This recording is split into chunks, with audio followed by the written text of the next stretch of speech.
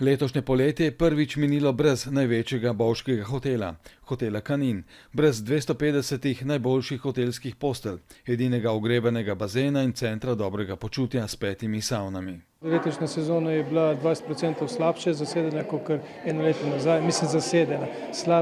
Toliko manj smo imeli nočitev in prihodov, ker večji del tega lahko pripišemo že samemu zaprtju hotela Kanin, ki je sam po sebi kot zelo velika hiša prispeval 15%. To so izkoristili nekateri drugi bovški hoteli. V hotelu Mangrd so zelo zadovoljni sezono, ustvarili pa so za 12% več nočitev kot lani. Za 15% slabše pa ocenjujejo upad v nekaterih bovških kampih in športnih agencijah. S čim pa bi lahko popravili rezultate, če že na vreme ne moremo vplivati? Odprtje žičnice, to je zelo pomembno tudi v poletnih mesecih.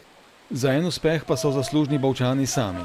Strokovni svet za šport je junija potrdil program usposabljanja vodičev soteskanja v organizaciji Canyoning zveze Slovenije, ki ima sedež v Bovcu.